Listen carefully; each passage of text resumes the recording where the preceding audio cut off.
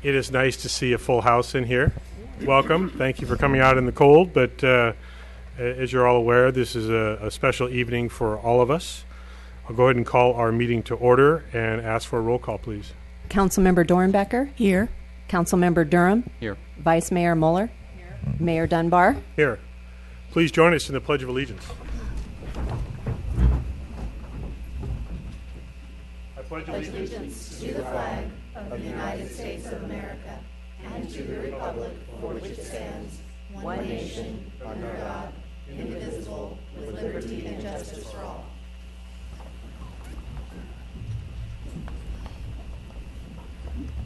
So now, as you do every night, we're going to quickly break and have some champagne. No. What we are going to do, though, is we are going to kind of clear the dais here so that our town clerk can administer the oath of office to our reappointed and new council members. So just bear with us for a moment as we dismantle ourselves up here.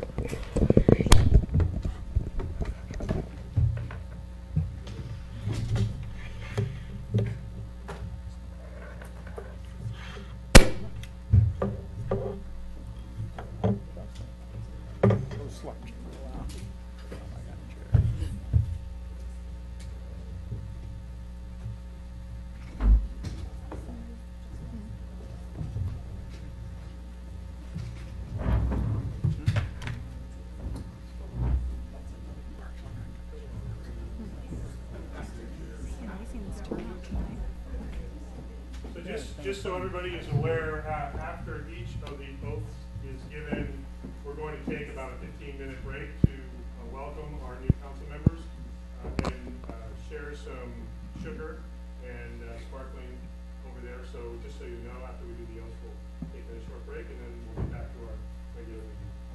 So, And then Michelle. if we can start with Marjorie Mueller and wait for the mayor to have a seat. Do you have a seat? Okay. Okay. Could I have you raise your right hand and repeat after me?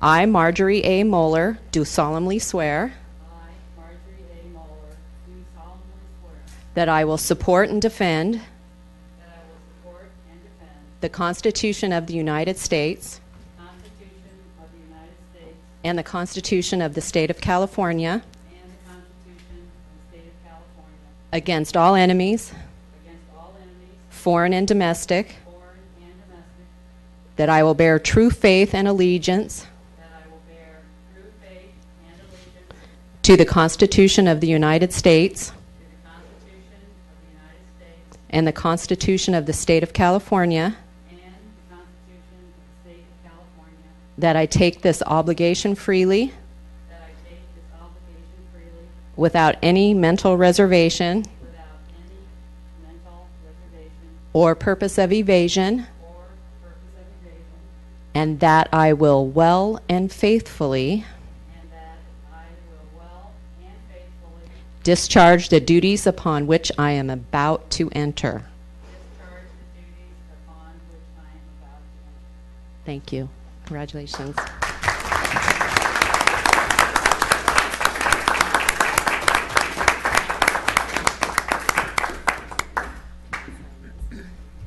Then if I could ask Jeffrey Durham to come up, please.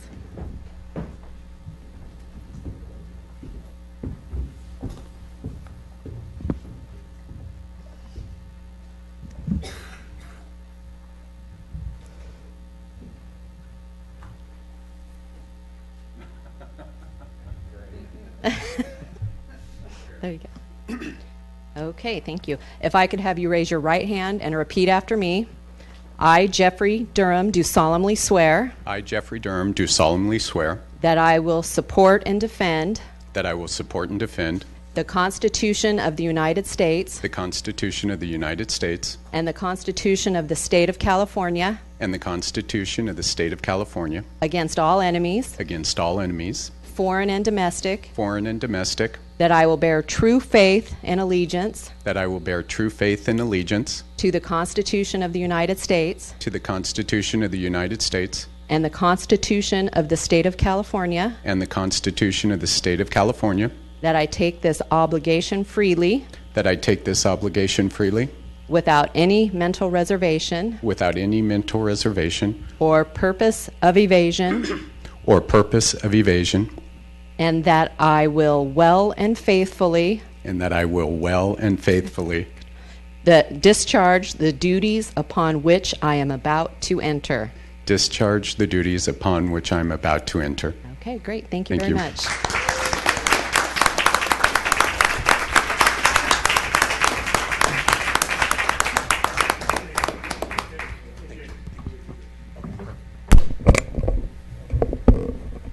And if I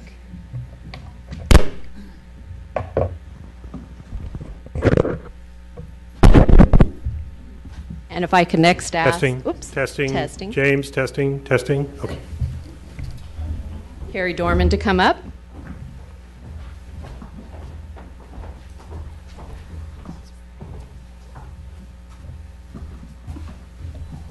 Hi.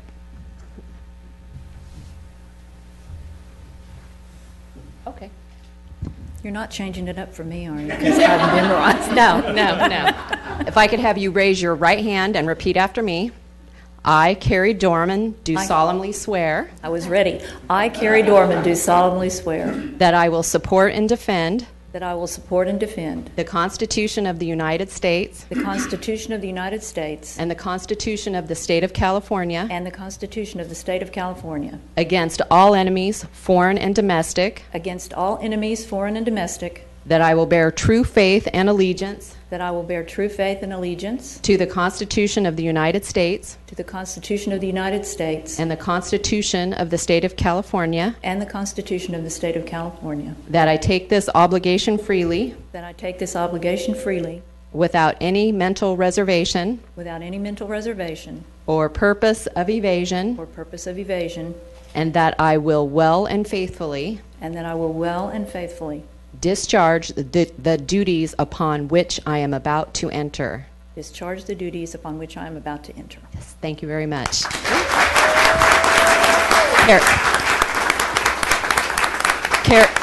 Carrie,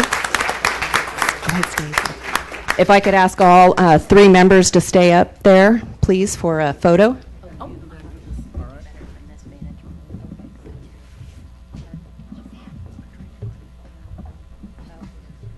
Hey, Jeff, could you lower that mic? Just press it down, maybe.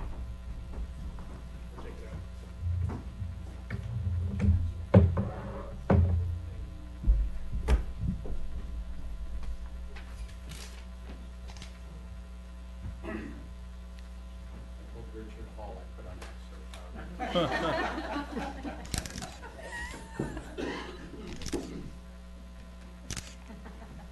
Thank you.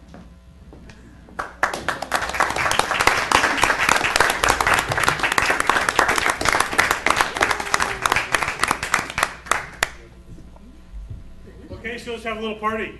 Yes, we're going to officially recess the meeting so that we're not acting inappropriate during the meeting. She took it.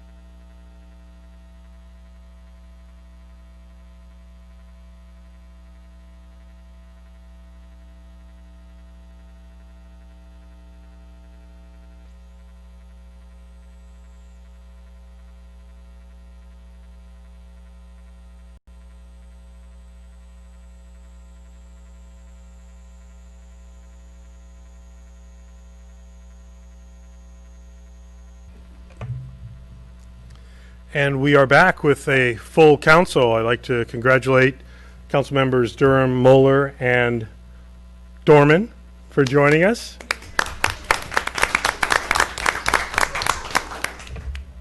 And for those of you that are regular watchers, you know that sometimes I can get confused with names, and now we've got 4 Ds up here.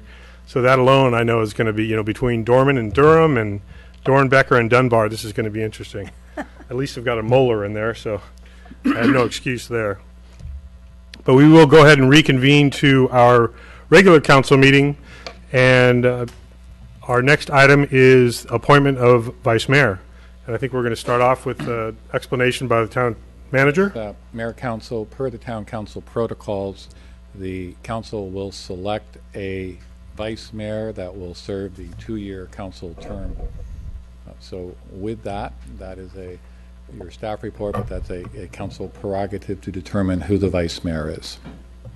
Okay.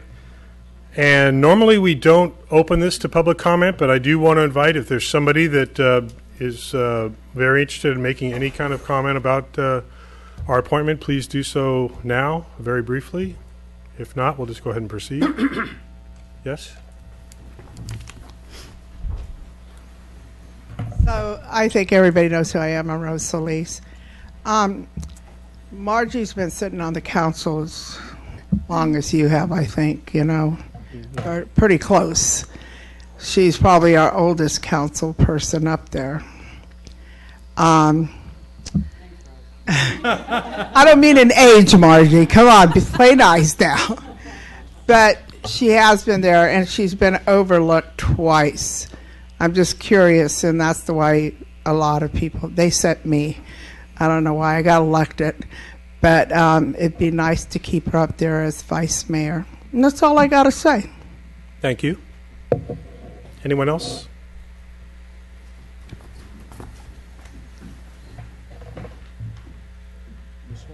The other one's a light, so that one would work better. Hello? Is that working? It will. Okay. He's adjusting it in the back. Good evening, Mayor Dunbar, council members, neighbors, and visitors. Thank you for the opportunity to speak before you, and welcome to our newest council member, Carrie Dorman. My name is John Dornbecker. My wife, Marita, sits on the council and is in her 2nd term. And I feel she is the best qualified person on the council to perform the duties of vice mayor. Marita's not the kind of person to tout her own horn, or I should say to toot her own horn, and the last person to take credit for her good works.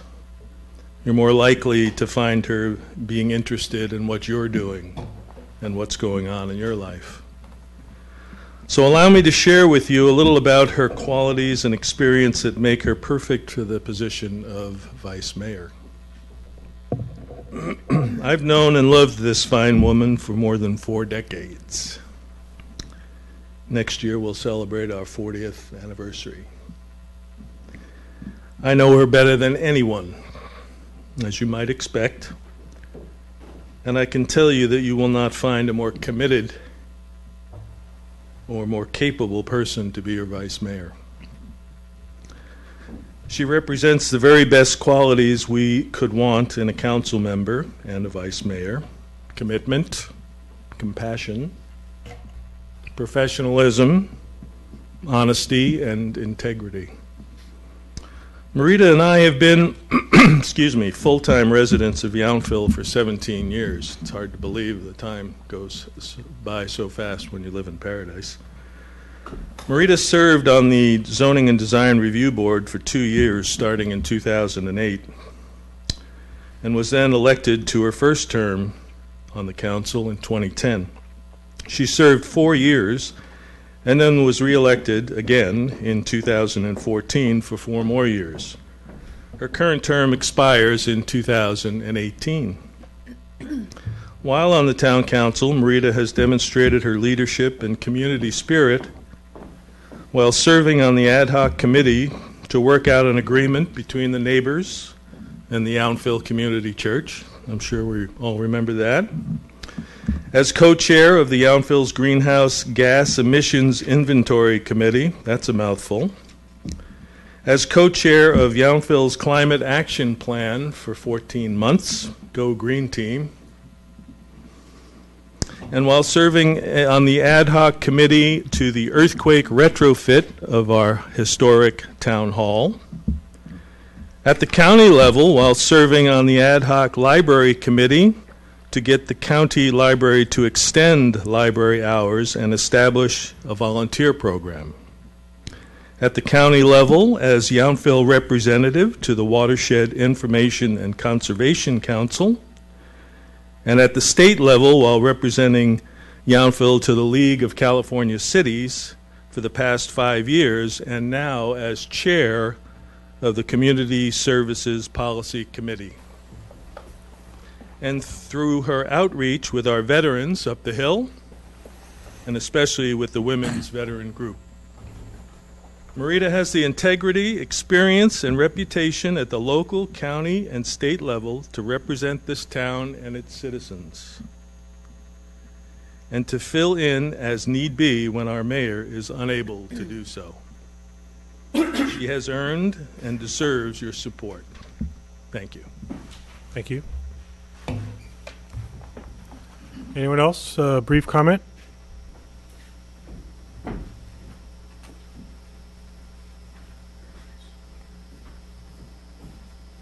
My name's Pam Reeves. I live at 6887 Jefferson Street, and I must say that I was disappointed that we didn't have an opportunity to vote for our next representatives on the town council, though I do not take anything away from those people who have been appointed, and I'm very grateful for your service.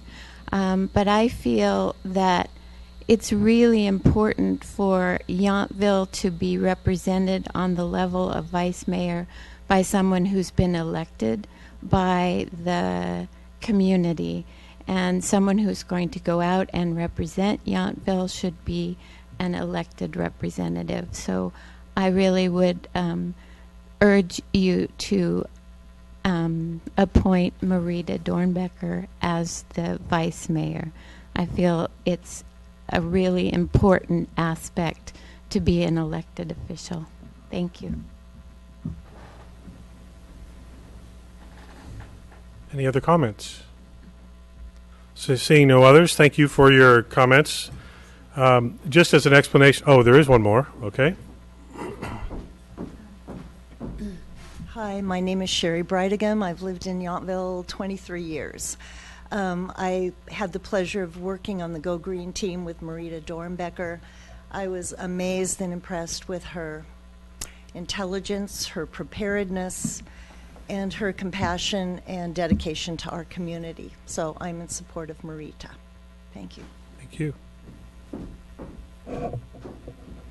And seeing no other community members coming forward, I will go ahead and offer my recommendation. And just so folks understand, this is an appointed position. The vice mayor is a recommendation from me as mayor and then voted on by the council to serve in capacities when I'm unavailable to do so. Having served on this council since 2004, I have also served 4 years, and I see not only former mayor and previous former vice mayor Saucerman and former vice mayor and council member Dutton also in the audience, with whom I served many of those years. We have worked very closely, regardless of title, in addition to title. And one of the things that we have all been very fortunate about for all the years I've been here is a commitment to representing our community and a dedication to that. I think all 5 of the members up here, including our newest member, have shown a commitment to this community, regardless of how long, regardless of how they found their way to this dais. As elected officials, the moment you take that oath, we are all equally elected officers representing this community. So I just wanted to make that clear. My recommendation, and those of you that were with us a few months ago when we dealt with this issue to fill the unexpired term that former Vice Mayor Hall was serving, may hear similar comments from me. But my consideration is for the council member that I feel will best represent me, the council as a whole, the town staff, and the community as a whole when service is called upon.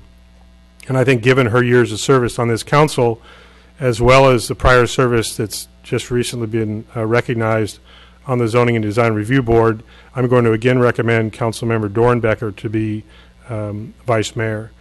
To give a little bit of feedback that may sound a little redundant now that Mr. Dornbecker must have read some of my notes. Some of the reasons that I took very serious consideration for this is not only Councilmember Dornbecker's representation of our community with the Napa River Watershed Conservancy and Information Center and the Go Green team, but she regularly volunteers and participates in community events and organizations, has dedicated personal time and effort to all of our community, but in particular, as has been noted, to our women veterans. She's been involved for many years in the North Bay Division of the League of California Cities alongside me, and I've been involved in that for over 10 years. And she was recently elected by the league president. So this is a statewide organization, and the statewide league president recognized Councilmember Dornbecker's service by naming her chair of that Community Services Committee. And so I'm going to again move that Councilmember Dornbecker be appointed as vice chair. And I'll invite if there is a second to that motion.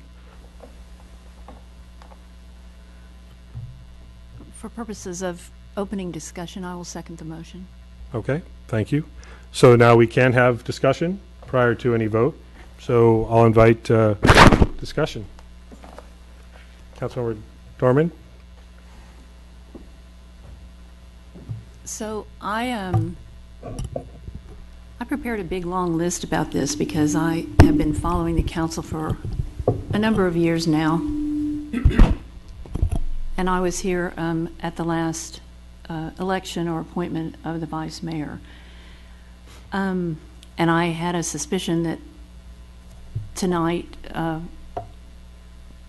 could be contested, maybe not be contested, but I will say taking that oath this evening was a very, very meaningful thing to me. And when I look at the vote,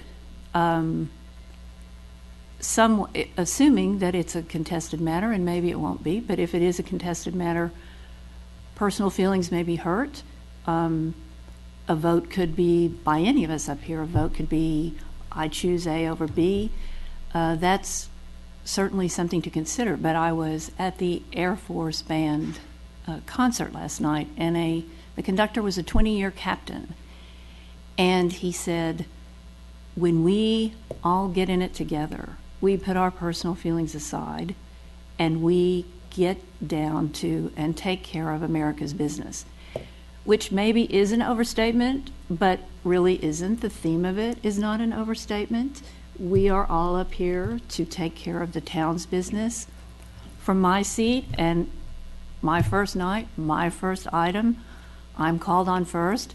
From my seat, everybody up here, with the possible exception of myself, is qualified. I mean, we all love our community. We all get up every morning and are happy we're here. We all took these seats because we want to make a difference for our town, and we want to make a good difference for our town. I don't think there's a bad choice up here. I told people who talked to me while I was deciding to run and after I had filed and before I took my seat, I will always, always try to look at all sides. I will always want input. I came here tonight to learn and to hear more. I've heard some from public comment. Thank you for coming out. I hope to hear some more from my colleagues up here. I did some research. From what I can tell, the mayor has only certain very specific duties that are different from the rest of the other four of us. So the vice mayor would operate on a limited scale. Again, I can't say enough about it. I think everybody up here is qualified. I think if it turns out to be a contested matter, the mayor has said that he recommends Councilmember Dornbecker.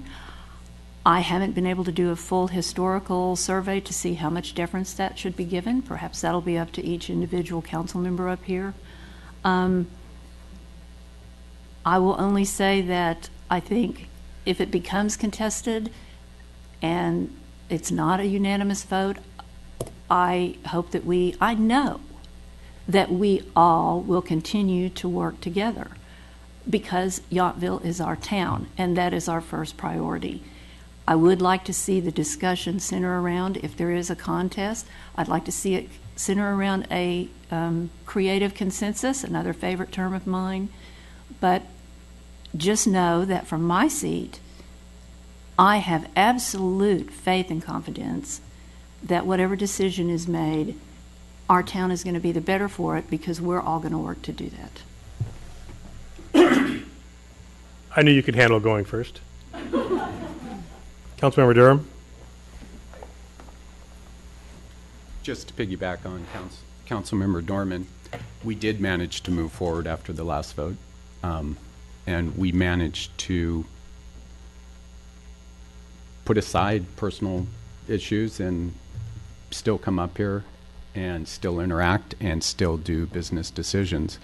For those who were a part of that process or followed that last process, know that my feelings are that we should continue with Vice Mayor Moeller. I can go down, I typed up a laundry list of items of her participation as well. And as I did that, and Mr. Dornbecker got up and spoke, and as well did you, List, I realized that both Councilmember Dornbecker and Vice Mayor Moeller, have actively participated in this community and in this state, which is all very important for us as constituents and members of Yountville. I still believe, as I did before, that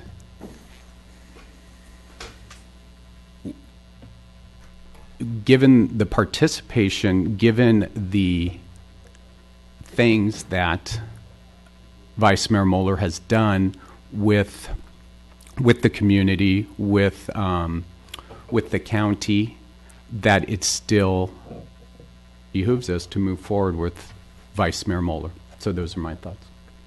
Thank you. Councilmember Dornbecker. Well, I want to echo one sentiment that is absolutely clear, and that is that everyone sitting here really loves this town and cares about everything that has to do with the town. And we will be looking forward in the future, because there may be changes coming from the federal government that affect the state, which would in turn affect all of us.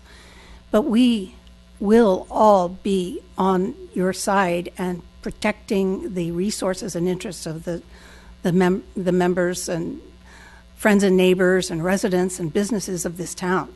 And I would very much like to be the mayor's wing person. So that's how I feel about it. I will do the best I possibly can, but we all do. And I understand that and appreciate that each one of these talented, committed people up here want to help and serve this town and all of you. Thank you. Vice Mayor. Well, I certainly thank Councilmember Durham for his comments, and everybody up here for their comments as well. I would very much enjoy continuing to serve as the vice mayor of this town. That said, I want to just echo that what I've really seen since I've been on the council is this town has changed a lot. I think that the one thing that I have heard, and I think many people have told me that they believe sincerely, is how open we've become, how much we really listen to everybody. We can't always make everybody happy. That, always happens. But we really have embraced our citizens in town. We look out for their interests in everything we do. That's not to dismiss our businesses. We know that they're critically important to this town, but everything that we do up here as a council is for our citizens. And I think that together with our staff is incredible. We cannot do this without the great workings every day of our staff. But I think we've all contributed to making Yountville a better place. We've got more work to do, and we always need to be looking forward and seeing what else we can do. But that is something that is very important to me, is always being there to listen to everybody. And you're the ones who are going to help drive what we decide to do. We are here to serve you. So those are my comments. Thank you. And I'll just expand a little bit on my previous comments also. Many of you have seen us operate over the years, and as previous council members have participated. This is a more challenging job than anyone ever really appreciates until you're sitting up here and looking at friends, neighbors, co-workers, and making decisions sometimes that are very difficult, because sometimes your friends don't like what you're making decisions about. We ask for your respect and your honesty and commitment to us, and we are dedicated, and we commit nothing less than that to all of you. So we work well together. We have our differences of opinion on occasion. We share those, and we vote on things, and we move on, and we move forward. And as a council of 5, not as a council of 4 and 1 or a council of 3 and 2, it's a council of 5. We work together. We make decisions, sometimes unanimously, sometimes not, and then we unanimously work with our staff and our community to move things forward. So again, I'll echo, regardless of if this is a unanimous vote or not, we continue tonight and every day going forward working together as a cohesive unit. So that's without question. So unless there's any further comment from council, I'll go ahead and I think I don't know, do we require a roll call, or maybe we should just have a roll call? We should. Okay, let's do, if there's any other comment. If not, there is a motion on the floor and seconded to appoint Councilmember Dornbecker as vice mayor. I'll start to my right this time. Councilmember Durham? Sorry. Are you supporting the motion as presented for Councilmember Dornbecker? No. No? Vice mayor? No. Of course. Yes. Yes. And my vote, of course, is yes. So with that 3-2 vote, that means that we have appointed Councilmember Dornbecker as our next vice mayor. I do want to recognize that, as Councilmember Durham said, I want to recognize that Vice Mayor Moeller stepped up and the very next meeting was one of the few that I missed, and she represented this council very well, and will, I know, continue to represent our council and all the different county and statewide agencies and commissions that all of us participate in. I want to recognize the tenure you served and look forward to still having your participation on the council. So thank you. Thank you for that. Congratulations. So with that, we will go ahead and move forward with our agenda for tonight. And even adopting the agenda is not simple tonight. We did need to add a closed session item at the last minute, and our town attorney is going to explain just the legal reason for that and how it affects our adoption of the agenda. Yes, Mayor. I believe it's the intention of the council to add the closed session agenda item. The Brown Act authorizes this after the agenda has been posted. If there's been a finding that the town learned about it after the agenda was posted and that immediate action is necessary. And in this circumstance, I believe it's the intention of the council to make both of those findings. So I'm willing to make a motion or suggest a motion if you'd like. So any motion from the council should just reflect that language in the motion, and we can, as opposed to restating it, we can just defer to your statement. Yes, it should be a motion to approve the agenda as amended to add a closed session agenda item, conference with legal counsel, initiation of litigation. And technically, this requires a 4/5 vote to pass because it is an urgency or an emergency amendment. That's correct. Okay, so is there such a motion? So moved. Is there a second? I second. All in favor? Aye. That would be a 5/5, so Great. we can add a closed session. Okay, next up, public comment. So this will be public comment on any items that are not on tonight's agenda. There will be an opportunity for other items where the public may want to comment, but something not on the agenda tonight. All the pickleball players left, so we won't be hearing from them. Okay. We'll move right ahead, close public comment, and go to our next item, which is a consent calendar. We have items A through E for consideration. Is there a motion to accept the consent calendar as presented? I make a motion we accept the consent calendar as presented. I'll second. All in favor? Aye. I need for the record to reflect, please, that I am in favor of the motion, but I abstain as to item E, the approval of the minutes of the November 15th, 2016 meeting. Thank you. So stated. Thank you. Item 11, presentations. I see we have none, so we're going to get to our public hearing for this evening. Introduction and waiving of the reading of ordinance repealing and reenacting certain sections of the Yountville Municipal Code. Good evening. Tonight you have before you the 2016 update to the California Building Standards Code, and that code stands as the basis for building and construction in California. It's updated triennially, and it is required that all cities and counties adopt and enforce the California Building Code. It is before you tonight by reference to the California State Code, and it also includes local amendments that were earlier passed in the 2013 update, most significantly the standards for fire sprinklers. We are requesting that you repeal the section on standpipe height for buildings 3 stories or higher at the request of the California, or of the our local fire marshal, and that is an effort to bring consistency to the codes within the valley, and to have local amendments only where necessary for the health and safety items. And there are other very minor amendments that are included in the ordinance that is before you tonight. So as the mayor said, it's for introduction and waiving of the first reading.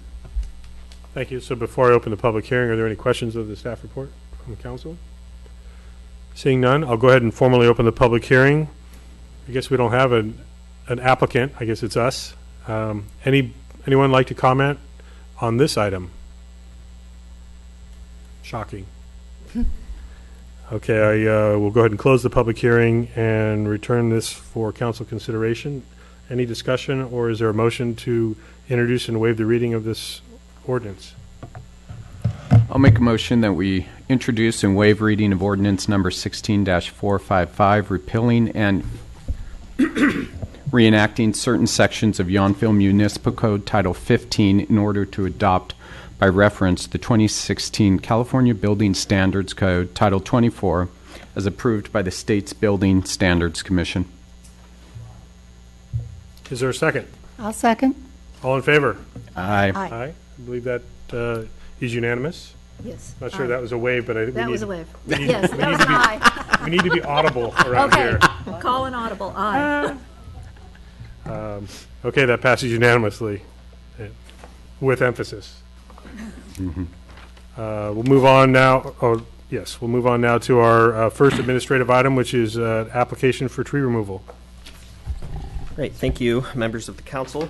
The resident at 2133 Madison Street has submitted an application for the removal of one double trunk coast live oak.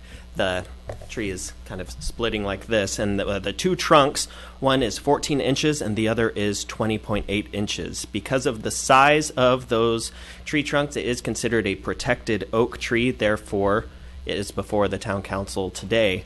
Along with the application, an arborist report was submitted that stated that the tree is dying, that there are large areas of dead bark around the base of the trunks with a powdery frass typical of an ambrosia beetle infestation. The report goes on to note that beetle infestation is a typical sign of severe decline, and the report recommends that the tree be removed due to the declining health of the tree. Now, like I stated earlier, because the tree is a protected oak, town council approval is required in order to authorize the removal of the tree and to approve the permit. If after discussion the town council is of the opinion that the tree should be removed, replacement trees should be considered, and as the municipal code states, that a replacement tree can be included as a condition of approval. Because the spot is not appropriate for a coast live oak or a valley oak, an in lieu fee may be paid, as has been paid in the past, so that a replacement oak tree can be planted elsewhere in town. So with the arborist report in hand with the application, staff is of the opinion that the removal of the tree is appropriate because of the current condition of the tree with respect to its health and its potential for failure.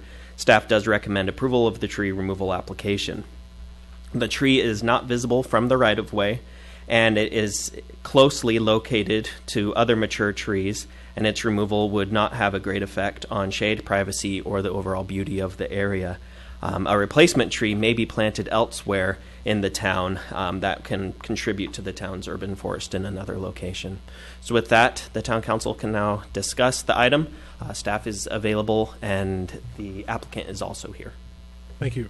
First question I'll throw out, Nathan, do we know what the cost of the in lieu fee would be? It'll be $120. Okay, thank you. Other questions of the staff report? Members of the council? Councilmember Durham? There's a line that says, the report notes that the decline is likely the result of construction. Correct. So the arborist report does note that there has been construction and re-landscaping been performed in that yard, and so he credits the decline as could possibly be because of the construction. But you said the beetle, correct? Yeah, that was quoting directly from the arborist report. Right. No, the beetle infestation is a typical sign of the decline, though it may not be the cause of the decline. It says it's a sign of it. The decline is probably the result of construction that affects the severely limited root zone. And then the applicant asked for a waiver of the in lieu fee given the amount of trees that they have placed on the property. In the original application, that was noted, and that could be done by the town council if, after discussion, that's the decision they make. It is staff's recommendation, though, that the in lieu fee be paid in order to replace the oak tree. Thank you. Other questions? How is the in lieu fee calculated? We take a look at what the cost of a 24-inch box oak tree is. And based off correspondence with the town arborist as recent as yesterday, they said it's $120. And a 24-inch box, what is the breast height diameter of that tree? Oh, I can't tell you off the top of my head. It's 2 or 3 inches. Because I asked because a tree that would be taken down is significantly large. It is, which is why it's a protected tree. The 24-inch box, you typically plant younger trees because they will take to the space better than a mature tree is. And is the in lieu fee calculated under one of our ordinances? Yes, it's for the cost of the new tree. And yes, it's in the code, yes. So the code says it has to be a 24-inch box. That's what our code says. It doesn't. The only thing the code says is that it must be like for like, so it must be an oak. And it is staff's recommendation that it be a 24-inch box, since that is what has been approved in the past for similar sized trees. But it is discretionary if council wish to have a larger tree, and therefore a larger in lieu fee. Correct. Thank you. Other questions of the staff report? I don't know if you can answer my question, Nathan, or not, but when you cite the possible cause of decline, at least some of the decline, as construction, was the arborist able to identify what construction? Is it the construction that happened in this yard within the last X number of years, or could it have been 20 years ago, or could it have been the neighbor's yard that has impacted the root system? Do we know? The arborist report doesn't go into detail on that. It just says that it was probably the result of construction effects that severely limited root zone. We know So it's left for us to try to determine if it's recent or, I mean, we've had conversations about oak trees many times, and we've learned how many years they can live and how many years they can die. And so it's a little bit difficult to identify the cause. You're giving us the current conditions. Correct. And what's a little less clear is what got us to the current conditions. Yeah, and credit to arborists. They do their best to observe the current conditions and to then make assumptions based off those observations. But it's the current conditions that we can really use as solid. Yeah, I was hoping that we had more explanation, because I wouldn't want to hold the current property owners accountable for something that was actually affected many years ago. Hold on. You'll get to come up in a minute. And so I want that to, I don't want us to overread into that line about the decline potentially being caused by any one factor or when it may have happened and started. So that was the point of my question. Any other questions of staff report? So now I will go ahead and invite the applicant to come forward and share thoughts about this. And if you could please identify yourself for the record. Peter Graffinino at 2133 Madison Street. Just to give you the historical background of this tree, when we bought the house, there really wasn't any landscaping in the backyard. The tree was there. There was a rock wall that basically abutted the tree. In fact, the rock wall has a little notch for the tree. So that was there. But then we went in and we did, hardscape and landscape in the general area of the tree. So it might be, obviously not an expert, but it might be a combination of that original wall plus what we did. We bought the house in 2003 or 4, and that's when we did the landscaping. So it's been great for many years, and unfortunately, just in the last couple of years has really declined. So we're sad to see it go, but what can we do? All right, thank you. We may have some questions for you, so don't go very far. Actually, if we have questions of the applicant specifically, okay. Councilmember Dornbecker? Yes, I'd like to know at what height does the tree branch off into 2 limbs? I saw the picture. I think it's kind of knee height, depending where you stand, because it's slightly elevated. I see. Where it comes out. There is a picture in I saw the photo. I just yeah. wondered because I thought it said something about chest height, but it's lower than that. Well, where I think they measure the 2 trunks for the report is chest height, but it kind of breaks about here. Okay. Like, thank you. I don't know, hip height. And when you first moved in, was it already sprouting into 2? Yeah, it was considerably smaller than it is now. I mean, it did flourish for, 10, 12 years. So we didn't really have a concern about it. But the arborists, and we've talked to a few of them, have said that, sometimes construction can happen years and years ago, and the tree looks great, and then, 15 years later, it's struggling. So, thank you. Any other questions? Councilmember Dorman? Have you undertaken any mitigation efforts on the tree? Yeah, we have. We worked with Hamilton Tree Service for a couple of years.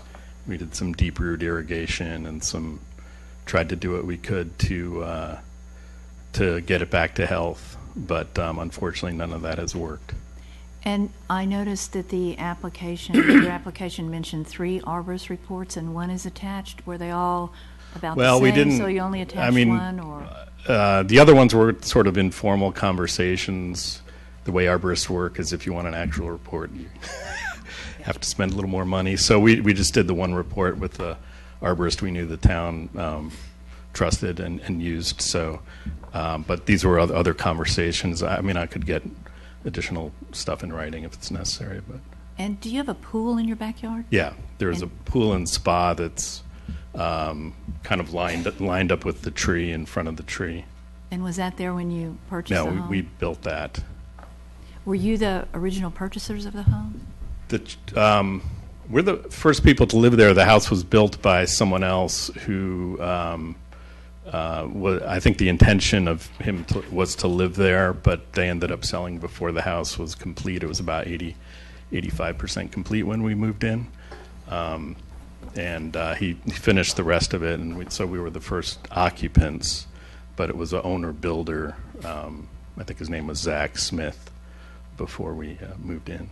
So you've added the pool and hardscape and landscape. Yes. You've made it your own through the years. Yeah, and we came before the, I guess, design review board as a condition of purchase of the house. We had to supply a landscape plan, which included everything we did. And Thank you. Any other questions of the applicant? Thank you very much. Sure, thanks. Any other members of the public like to comment on this item? Seeing no one else come forward, further discussion by the council and consideration of the request. Who would like to begin with their thoughts? Councilmember Durham. Nathan and I spoke. This is the second time I've heard a tree while I'm on here, and it will not be the last. And this town is known for its trees and its signs, but now we're talking about its trees. And Nathan and I spoke about this before, but when I'm put in the position to make a decision about in lieu fees and removing trees, I know we spoke about the fact that arborists can't. There was asking what the arborist, having it be a template each time was not possible. But as the vice mayor just asked, you asked about a photo of the tree because the one included in the packet is a grainy black and white photo. You know, the trees, I drove to the applicant's home and in respect of them stayed on the street and didn't go down their driveway to look at this situation either. So I'm using this opportunity to say that if we're going to continue to place such high value on trees in this community, I think we need to give this council a little bit more information and a little bit more just information in order to make the proper decision about the in lieu fee, about the removal of the tree. So because this came up on the last tree that we talked about. So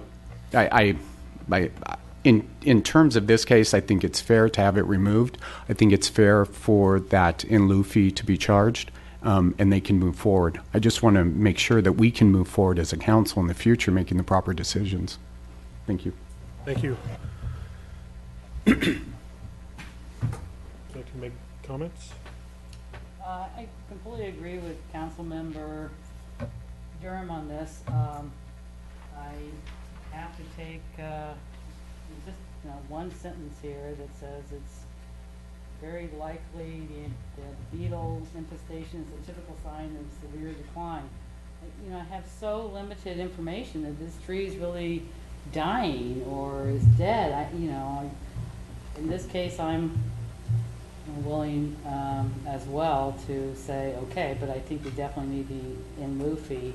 But we have to do a better job of really being able for us to decide, are these dying trees or sick trees or what, and we really don't. I really have no idea why just a split branch at the bottom makes something ready to get yanked out of the ground. So reluctantly, I agree that I'll agree to resolution to take it out. We I do support staff that we need a in lieu fee, but disappointed at the kind of what we're making decisions on. Councilmember Dorman? Well, this is my first tree, so. But I agree with what I hear from council members Moeller and Durham, because just in reading it, and rather than going by the house, since it said the tree was in the backyard. I did the Google Earth on it, which you can't really tell anything. But it is difficult to tell, and it is a large, mature, and probably beautiful tree, and we are replacing it with a 3-inch trunk, which I understand for the future, but I would also like to have more information, and I also would like for us to, at some point, in all of our spare time, examine our in lieu fees, if that would be possible. Vice Mayor. As much as it pains me to think of losing another heritage oak tree in our town, I have 3 heritage oaks in my back garden, and we have had maintenance done on them. And what I have learned from the arborist is that trees that are divided at such a low point, if they become diseased and are dying, they also really become hazardous. And to have especially the big trunk fail would be, I don't know whether it would be catastrophic. But I think this is also an important issue going forward with our Zoning and Design Review Board. I would like in the future for the landscaping plans to indicate if there is a heritage oak tree on the property, and maybe from the very beginning say, well, you cannot dig down and inhibit the roots of that tree early on. You just cannot do that. So and the oak tree that we are going to ask you to, yes, we would like you to pay the in lieu fee so that we can purchase another one and plant it elsewhere in town. This valley used to be covered in oaks, and we are trying, the watershed, I serve on the Watershed Information and Conservation Council. We are trying to re-oak the valley because it provides shade, it's good for the watershed and the erosion of the earth. So for all of those reasons, I would require that, in my estimation, that you have to replace it. The oak will go somewhere else in town, since you said that this particular spot is not a good place for an oak tree anyway. But it pains me to do it, but I agree that we should pass this resolution and allow you to take it out. But I do ask that you pay the in lieu fee so we can plant another tree elsewhere in town, another oak. Thank you. I'm going to basically agree with what you've heard already. When you said $120, I was really kind of surprised. I'll use the word surprised. Absolutely, we should require that in lieu fee. We have held our business community to a very high standard when it comes to dealing with heritage oak trees at significant cost in some cases and significant mitigation measures. It's challenging, as the Vice Mayor just mentioned. I came from the city of Oakland, and there are still many oak trees there, but there are also fewer than there used to be because it has become a populated area. This valley has become very populated. When you put houses near trees tend to be negatively impacted. That's the reality of it. We love our trees, but we also need to protect our citizens. Regardless of the reasons that it has reached this stage at this point, if there was a real glaring, I don't even know that we have mitigation in place, that if there was a glaring lack of care and maintenance for this tree, if there could even be additional conditions. I don't think that's our position or our purview at this point, where someone just blatantly disregards the health of the treescapes. I wouldn't qualify landscaping the backyard as necessarily being that having that kind of impact on this tree. It seems, based on the photograph, as bad as that photograph is, this started out many years ago as having a challenging lifespan for this tree.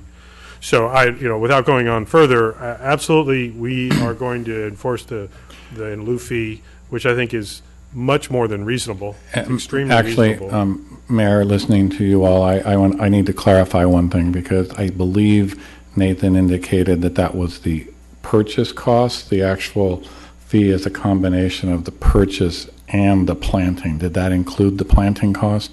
No, it did not. So we'll need to adjust that. That could be a factor. Regardless of the dollar amount, the in lieu fee, I think, is incredibly reasonable and appropriate. And we can certainly look at that, and also listening to the council.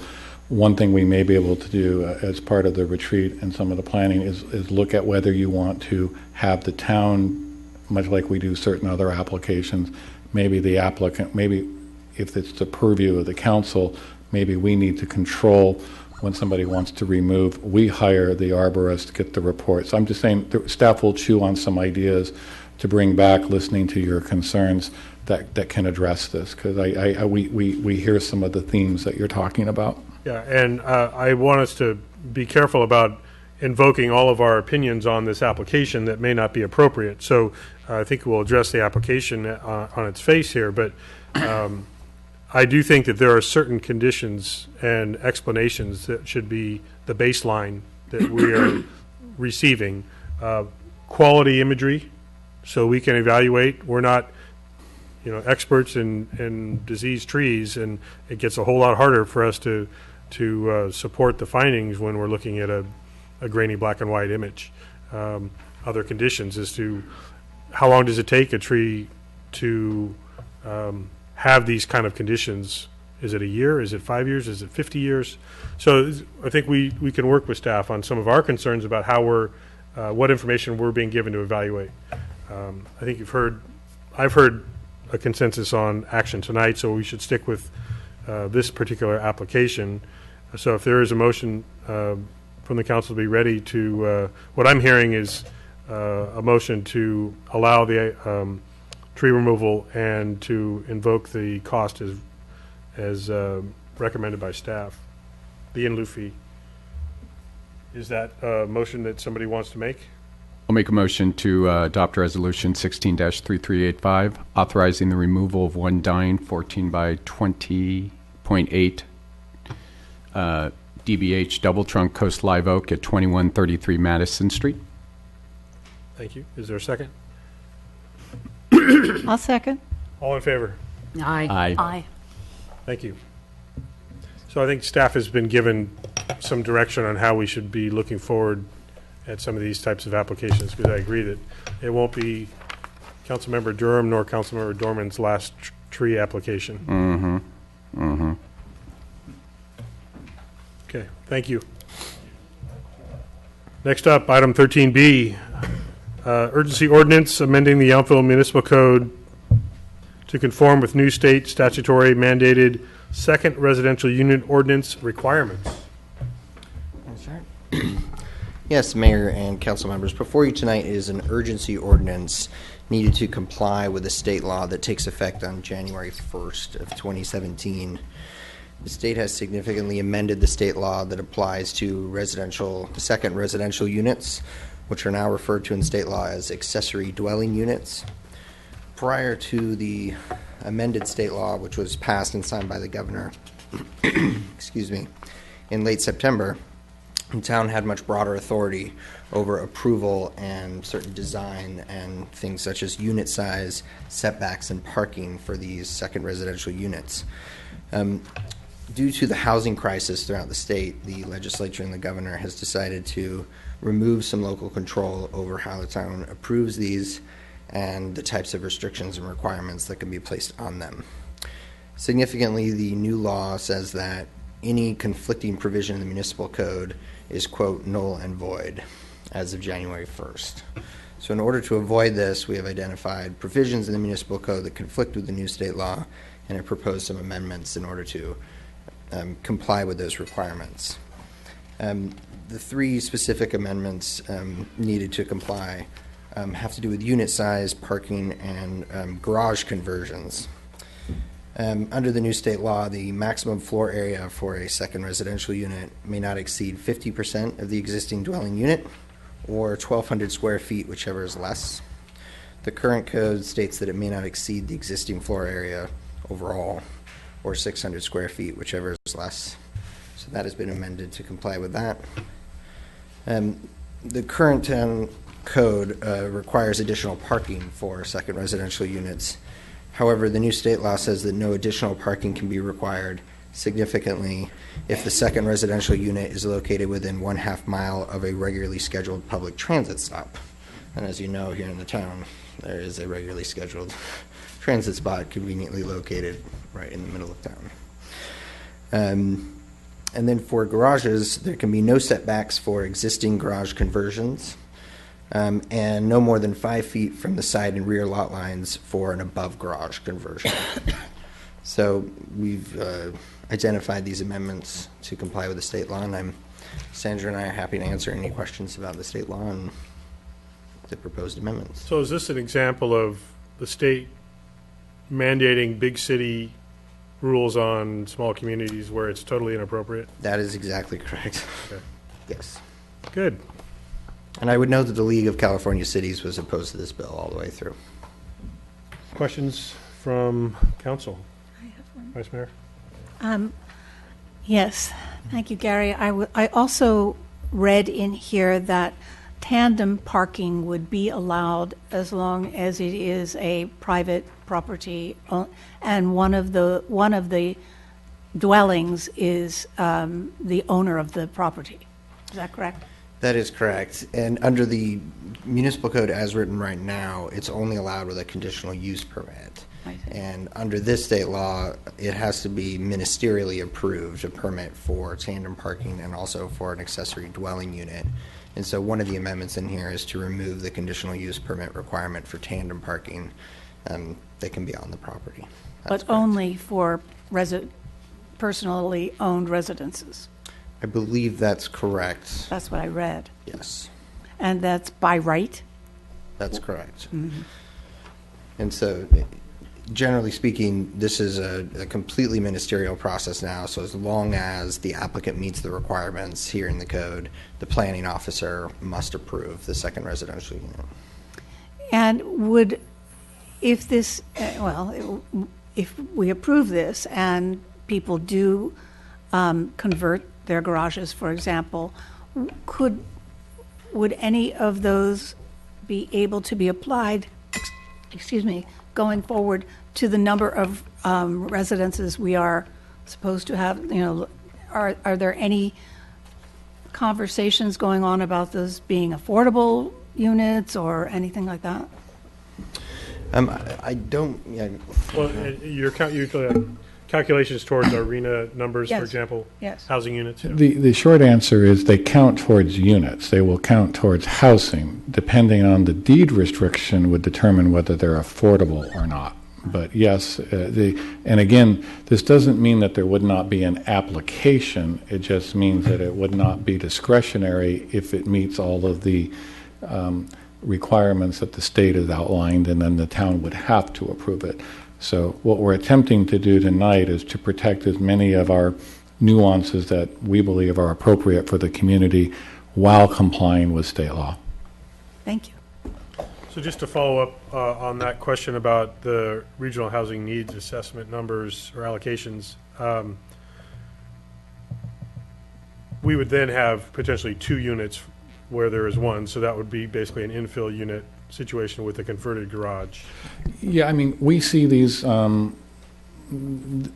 don't get a lot of these. We've had a couple every other year or so. If you may recall, there's a second unit that would be very similar to what's being addressed that was approved 2 years ago that's currently under construction on Mulberry comes to mind. That's a second unit where they're building. Garage conversion where somebody puts a unit above the garage, that's probably the most common. We've seen But some of those in Old Town. putting a unit above a garage doesn't remove the garage from being able to house a vehicle. Correct. And so now we're talking about garages potentially without our consideration. Any and all garages could be converted, is that what I'm hearing? Yes. Yes. So we're now going to start having potentially more issues with residential parking on residential streets because people could potentially be looking at additional units instead of parking their cars in their Potentially, own I mean, these are garage. some of the things that we need to look at, but there are still parking requirements that need to be met. So I don't want to indicate, and Sandra can elaborate, there's still a requirement that parking be met. It just can't be used to stop it. If a garage is converted, they have to prove that they can find replacement parking on site. In this town, that would be difficult other than on a driveway because we can't build additional structures. But yet for the new second dwelling or ADU, they wouldn't be required to provide additional parking, and we have been requiring one for each of those. So it is going to have a parking impact in town. Of greatest concern, I think, are the garage conversions, and then for existing garages that you could build a unit above it instead of maintaining in the 20-foot rear setback or the greater setbacks from neighbors that we have protections in this code. The third one may be the additional size, but based on the small lots in town, we're not likely to see something much greater than 600 square feet, which is our current ordinance, potentially up to 800 square feet, but we're not really looking at the 1,200 square feet. So in basically, many an instance. There's basically no setback requirement. I think there's literally no setback requirement for a housing unit that is built in a garage. Yes. Correct. New units have to meet the setbacks, but garage conversions or second story over a garage do not. And then if I understood you correctly, that whatever the market rate or affordability restriction that is on the primary residence would apply to this dwelling unit, or No, not necessarily? Think of it as a housing unit. Do not think of it as affordable. What it is it's a housing unit.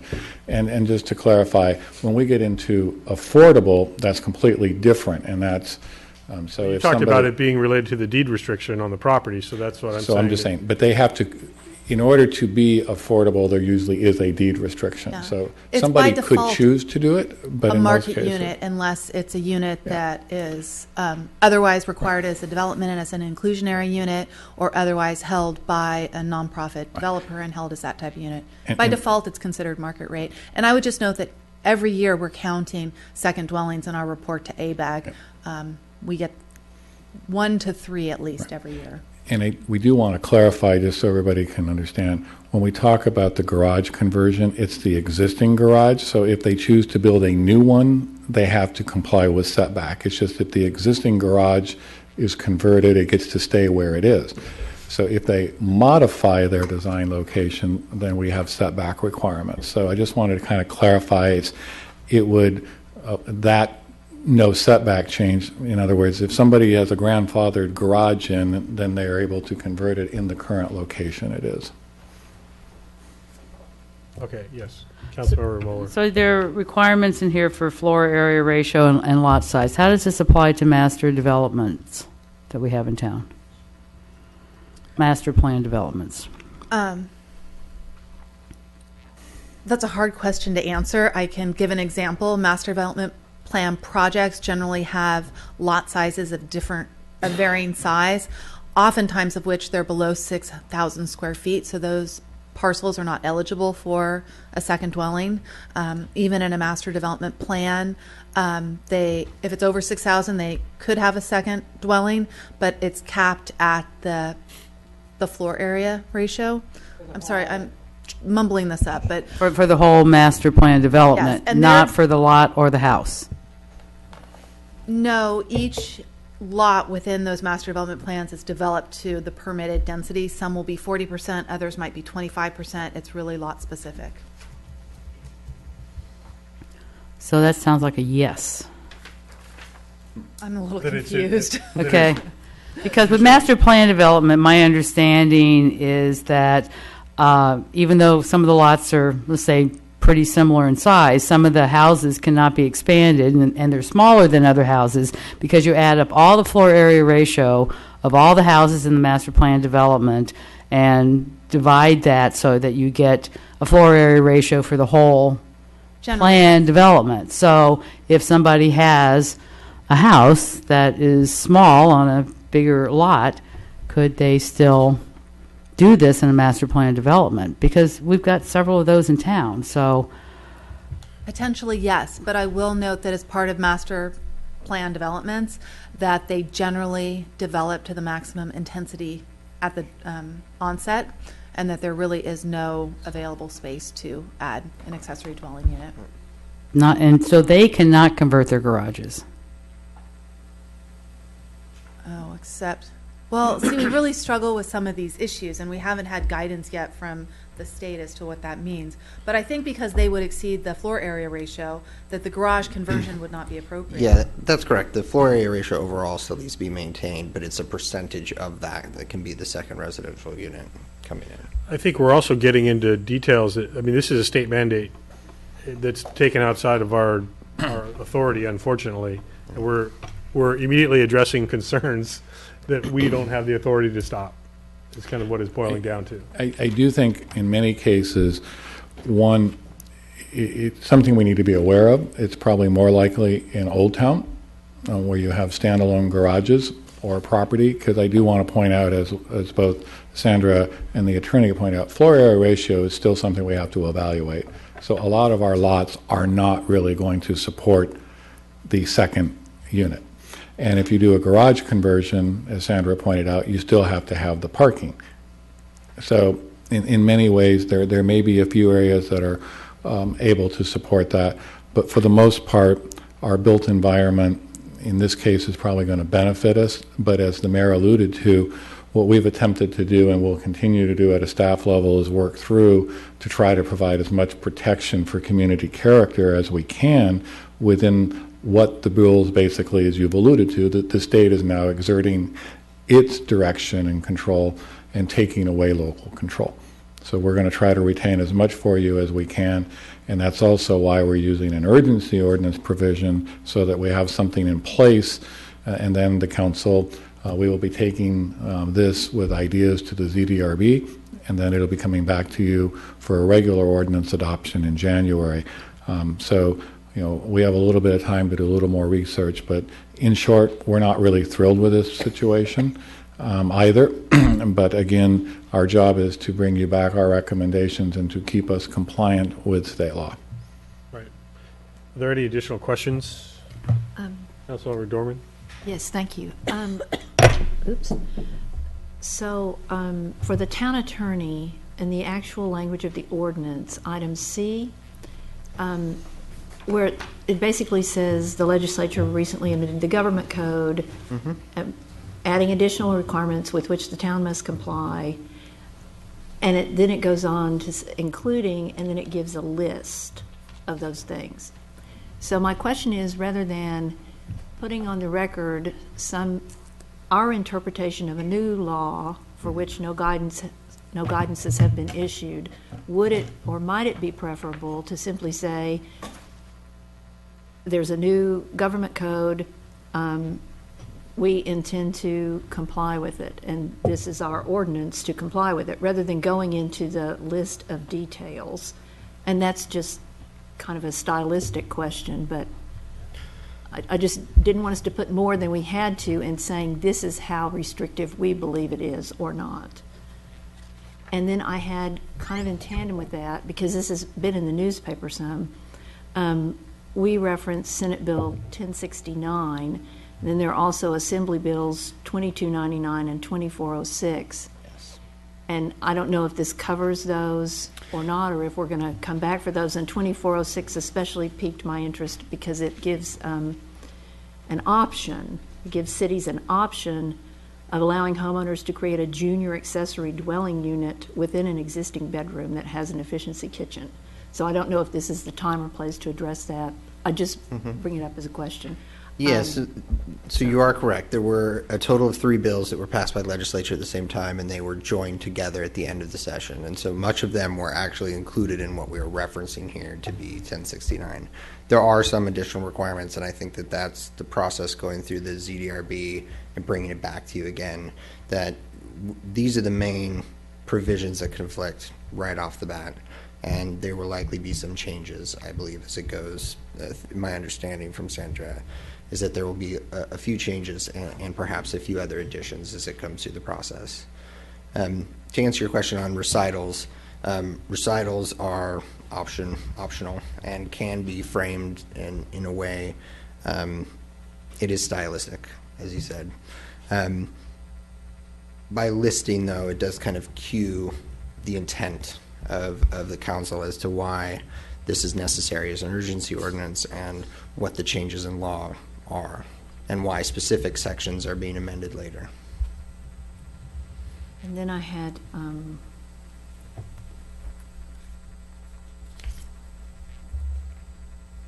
I had a question about the ZDRB's participation in having just come off the ZDRB. It's my understanding that under the new proposed ordinance, if someone wants to convert a garage, the design of that will no longer go to ZDRB, although it is a residential design typically within ZDRB's purview. Is that correct? That it will be approved only by staff? That is correct. State law has made it clear, it is now in state law, that it's a ministerial approval as opposed to a discretionary approval. And so as long as the requirements are met within the municipal code, it must be approved. So yes. And so ministerial versus discretionary, the ZDRB, you're saying that our ordinance remains the same, that says it has to, and I'm paraphrasing, match the main dwelling unit. And you're saying that becomes now ministerial? State law says that. It will be up to staff whether it, Correct. my word, matches. Correct. And if we adopt this ordinance tonight, and as you say, things do change, or even if things don't change, can we come back, when we come back in January, if we look at it and we say, we'd like to do more protection here or less protection here, all still in compliance with state law, is that possible, or does this tie our hands as a ceiling or a floor? No, this does not tie the council's hands. This initial version will be in effect for 45 days until January 20th, and at which point there will need to be an extension, otherwise it will expire by its terms. And during that extension, the process can be started over for another 45 days, or it can be extended for up to 10 months and 15 days after that. And then the other thing, and I don't know if this is a question for you or a question for staff or for council, but it piqued my interest that the final draft we received just prior to the meeting removed the requirement for owner occupancy, and I didn't know if that was how we would discuss that, but I just would like to bring that up.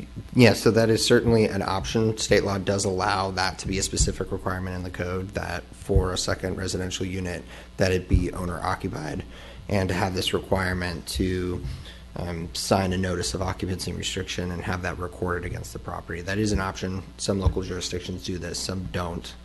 And as we were compiling together this urgency ordinance to get it here for you tonight with everyone's schedules over the past few weeks, there were a couple different versions floating around at the staff level, and so that explains why it was in one version and then redlined in another.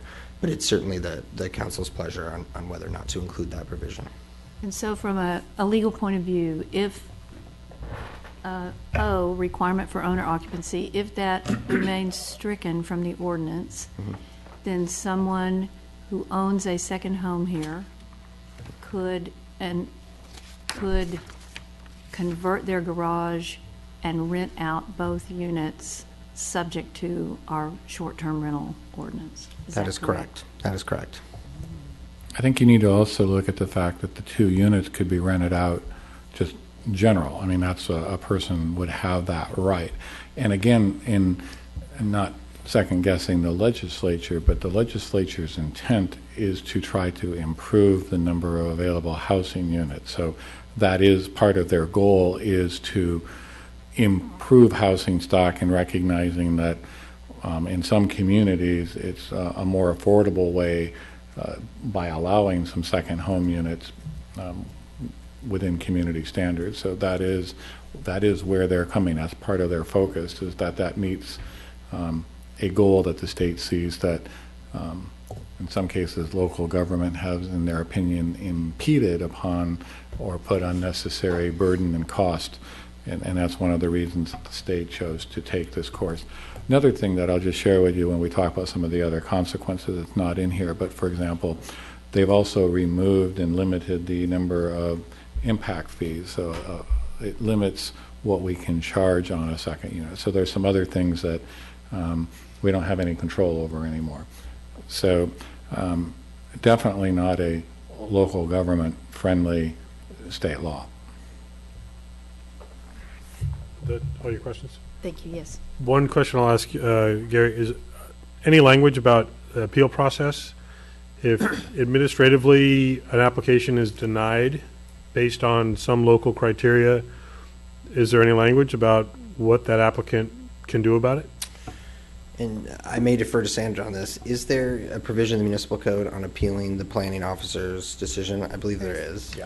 And so So those were the provisions that would That would apply, that would be consistent, even though it's out of the council's consideration, but the process would basically remain. In this particular case, it would come back to the council as in, because they would hear the appeal.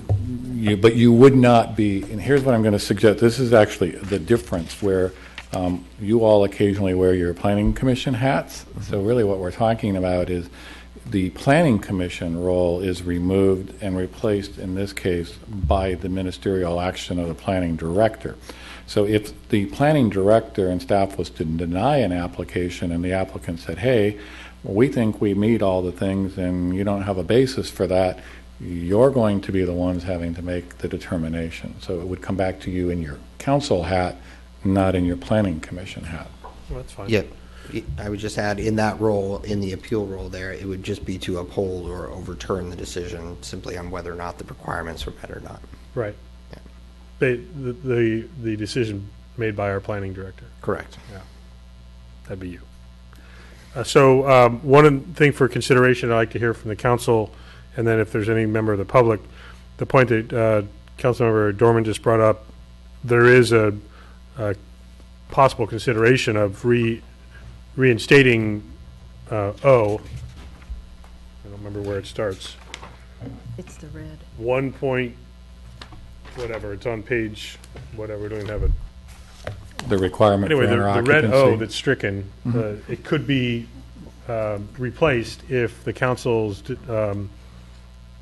direction is to not exclude the ownership requirement. Correct. So if we feel like that helps us protect what's happening to the unit, we may want to reinstate that paragraph. So I just would like to hear that from council. I do want to, before we get into further discussion, since we've gone through our questions, I want to invite anybody in the public that's been able to even make it through this conversation. Wake everybody up. Yes.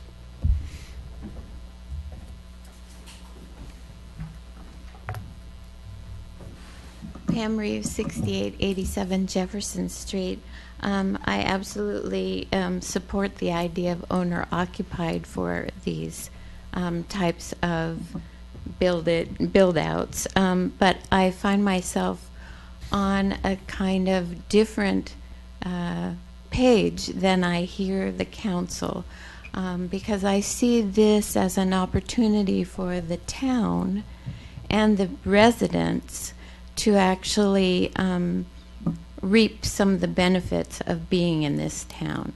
And I think that the idea of second units gives us worker housing, gives an aging population a potential for caregiver housing, gives families the potential of their children either using the second unit or the parents moving into the second unit and allowing the children to use the larger unit.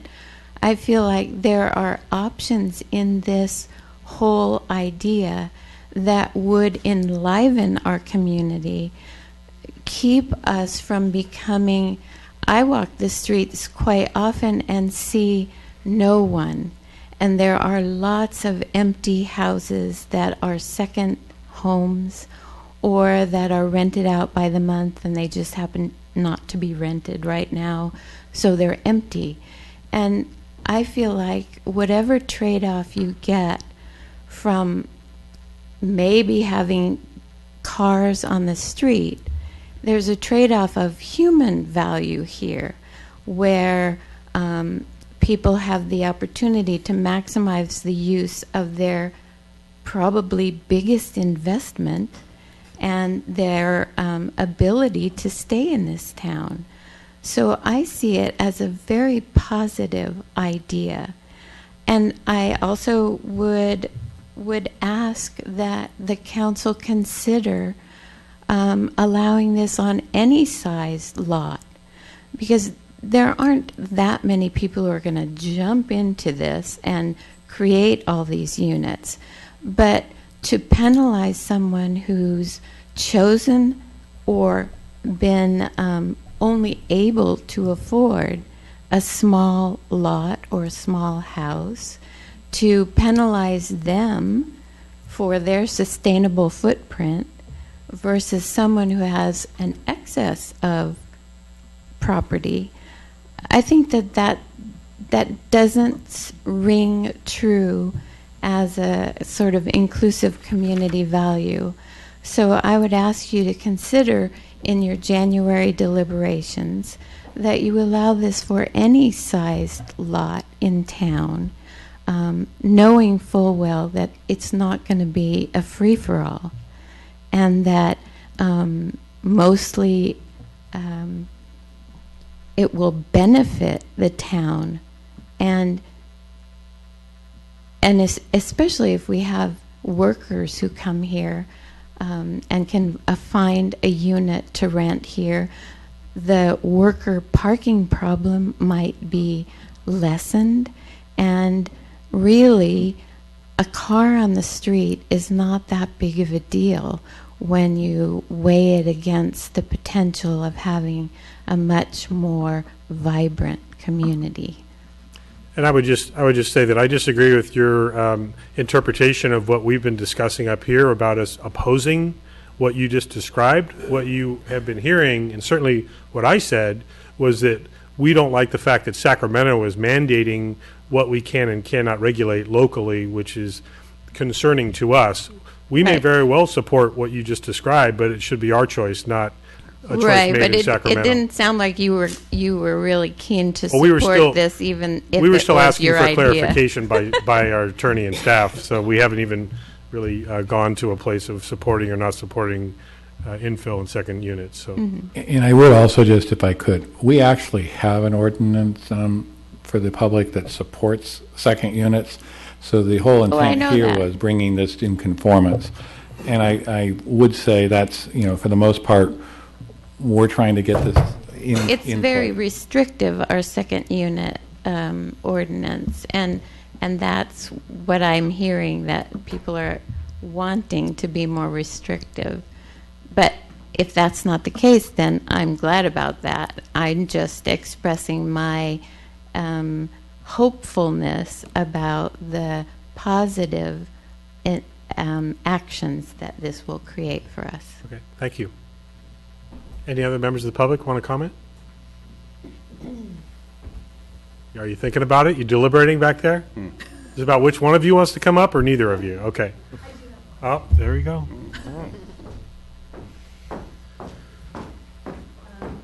Lynn Rogers, we live at 64, Lynn Rogers Pena. We live at 6468 Washington Street. My question is, how does this affect like the condominiums and the manufactured home parks? Actually, in the short answer is going to be it has very limited impact, and it varies because state law already governs mobile home park, and HOAs and planned unit condos. Again, I want to talk about it requires a very specific lot, and in Yountville, a 6,000 square foot lot's relatively small. So, and when you think of an accessory dwelling, it needs to meet the requirements. So, a mobile home park community, this is not going to be subject. And in most cases, if there is a master plan overlay or an HOA restriction, you're still going to have to comply with those. Now, that may be subject to further state review, but in this particular case, you're really looking at the single-family lots, and in most cases where they have an opportunity from a setback requirement or an existing garage that is standalone that can be converted, because the requirements for a second unit also are that it has to be accessible and second, so that it has its own entry points and things like that. So it can't just be a larger home unless it actually does this. So I think the neighborhoods that would have the most impact in Yountville are Old Town and a couple of the areas possibly, again, as a prior speaker spoke, it really depends on lot size because floor area ratio still has to be met. So even if you look at a smaller lot, the 50% floor area ratio max is really challenging to have a standalone unit. But you aren't going to see a bunch of second units in Rancho de Napa or Gateway. Or in Vineyard Circle, on Vineyard Circle and that. And I also want to agree with Councilwoman Dorman's concern about keeping it as broad-based as the acceptance of this, or the pass of this, keeping it as broad-based as you could, because it sounds like maybe the state hasn't completely made up their mind yet about all of the details of this. That is fairly typical. Thank you. Seeing no other public, one thing for council consideration is the section of that's been addressed, whether it should be put back in or remain stricken from the emergency ordinance. Discussion on that item in particular, and then I would look for a motion. Thoughts, Councilmember Mueller? I'd just like to hear from staff for why that was, what was the rationale for taking that out? Owner occupancy is not a requirement of the current code, and the council in the past has included owner occupancy requirements on second dwellings in the future. I don't know whether it was at some point an ordinance or whether that was by condition. So I was just keeping it consistent with current policy that doesn't have that requirement, since this is an urgency ordinance. This is definitely something worth discussing in more detail as we move for the more permanent ordinance. And then there are pros and cons as to whether it really helps the properties be better maintained. It stops speculation as to purchase of units and renting them out, and whether it adds the benefits to neighborhoods. I would say, from my perspective, I hear a lot from second homeowners who so oftentimes want to rent it as a vacation rental, and perhaps if they had an option to rent out one of those units, that could satisfy that demand and sort of ease that burden on staff as to the financing of their units. To meet the owner occupancy, the requirement, as I've seen it written, is they have to be there 6 months of the year. So that might take all those properties out of consideration. But it could serve a valuable rental need. Right, and I also think that also presumes that, as the case we may look at, is two rentable units necessarily a bad thing, as we've heard from the speaker. So if somebody owns the property, and then the other subtlety that I will add is that adds another enforcement complexity. But when we look at, and as the speaker I think spoke reasonably well, there's some value potential to some additional units that people that live and work in the community. So that's just some background. Yeah, I want to bring it back to council. I think we've gone in great detail and beyond the requested ordinance even. So let's just address this particular component and then make a decision. I think we've heard you would be, Councilmember Dorman, you'd be open to putting it back in, is kind of where this all started. Yes, correct. Vice Mayor, your thought? Well, I'd be open to putting it back in as well, because I think that it does mitigate some of the concerns we have about the upkeep on the property, but on the other hand, affordable and affordability of housing is a major concern in the state, and the League of California Cities has chosen it for 2 years in a row to be a major push to try and create more affordability in housing, and therefore more housing for workers or young families or students. So, but I would be prone to want to put back the requirement for owner occupancy, at least until January, when we revisit this whole thing. Okay. Councilmember Mueller? We really don't have any choice about approving this, but I also agree. We just put it in for now and give us a little more time to think about it. Councilmember Durham? I'm confused. I don't know. I don't understand where the requirement for owner occupancy will increase the potential on the second unit for elderly caregivers or employees. If the person living there wants to do that, they're going to do that anyway. But then haven't we restricted further opportunity to do that if we require it to be owner occupied and instead just put 2 units onto the market? Potentially, yes. So I would say keep it out, because instead of saying that, instead of requiring it, the people who are going to want to do it are going to do it, which is great. But why require it for everyone and then reduce it to just their friends or family who come into town every once or two times a week out of the year and keep it off the market? I don't want to hear. Understood. So we can, whomever is going to make the motion can make a determination whether to have this paragraph put back in or not as part of their motion. So I think we've deliberated thoroughly, and so if there's a motion to be had on the urgency ordinance, I'll welcome it now. And the person making that motion can choose to put it back in or keep it out. Can I just ask one more clarification? So if we put it back in for now, in January, we would still have the opportunity to revise that. Correct. That's correct. Thank you. Is there a motion on the floor? Anybody?